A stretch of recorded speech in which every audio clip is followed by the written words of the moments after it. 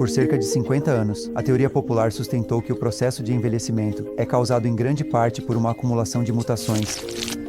No entanto, há evidências crescentes de que o envelhecimento tem um componente epigenético significativo, ou seja, o processo pelo qual trechos de DNA, ou os genes, são ativados e desativados. Meus colegas e eu acreditamos que não apenas as mudanças epigenéticas são uma causa primária do envelhecimento, mas que essas mudanças são impulsionadas pelo processo contínuo de quebra e reparo do DNA. Por que pensamos isso?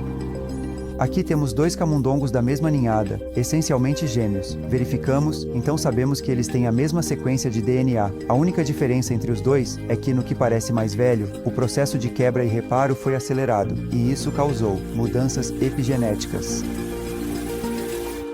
Parte do processo epigenético envolve o empacotamento do DNA. Quando os genes não estão ativos, eles são compactados de forma apertada na cromatina, mas às vezes esse empacotamento se afrouxa, dando à célula acesso aos genes apropriados. Esse processo acontece o tempo todo e é necessário para que uma célula funcione corretamente. Certas áreas da estrutura do DNA dentro de uma célula do fígado, por exemplo, precisam se soltar para permitir o acesso a genes específicos do fígado. Infelizmente, quebras de DNA que ocorrem naturalmente causam mudanças na estrutura da cromatina, e com o tempo, isso acontece com frequência. Nossos corpos experimentam 1 milhão de quebras de DNA por minuto, e à medida que as células tentam reparar o DNA quebrado, a estrutura da cromatina se afrouxa em algumas áreas, incluindo a área ao redor da quebra, e se aperta em outras áreas. E se a cromatina se soltar em uma área onde não deveria, um gene incorreto pode ser expresso. Isso é importante porque, se por exemplo, as células do fígado ativarem acidentalmente genes errados, o órgão como um todo começará a mostrar sinais de envelhecimento. Queríamos testar nossa teoria de que o envelhecimento resulta da quebra e reparo do DNA. Então, engenheiramos uma nova linhagem de camundongos transgênicos.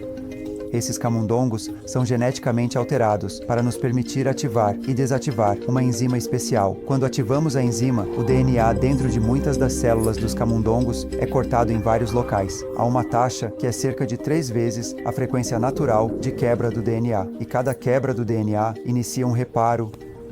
Proteínas especiais que regulam a estrutura da cromatina e a expressão gênica se movem para o DNA cortado. As proteínas afrouxam a cromatina e recrutam outras proteínas que repararam o DNA. Quando seu trabalho é concluído, as proteínas geralmente retornam às suas localizações originais e a estrutura da cromatina geralmente se reinicia para sua rigidez original. Em nosso camundongo, enquanto a enzima estiver ativa, cortes são iniciados no DNA. Com muitas quebras ocorrendo, as proteínas de reparo estão muito ocupadas, e isso é um problema. A cada concerto sucessivo, as proteínas nem sempre retornam às suas localizações originais, e as estruturas de cromatina nos locais de reparo nem sempre se redefinem para sua rigidez original. Na verdade, o processo é um pouco mais complicado.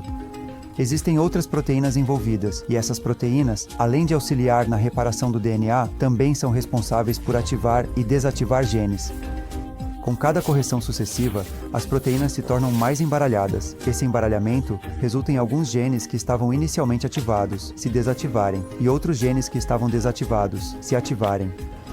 Mudanças como essas alteram as células o suficiente para fazê-las se tornarem mais disfuncionais. A propósito, só para ter certeza de que não estávamos interrompendo a função das células, não cortamos em lugares aleatórios. Em vez disso, evitamos regiões que codificam para genes.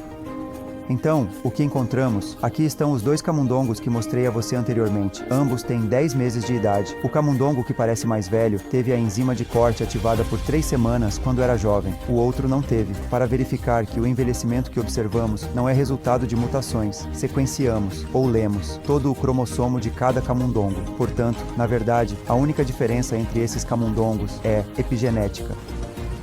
Para testar nossa teoria mais a fundo, experimentamos redefinir estruturas epigenéticas em nossos camundongos envelhecidos e descobrimos que poderíamos reverter a cegueira, com segurança, e rejuvenescer rins e músculos. Costumávamos pensar que o envelhecimento era como linhas de uma receita sendo apagadas. Uma vez que uma mutação ocorria, o código do DNA era perdido para sempre, mas agora sabemos que as células ainda têm o DNA intacto.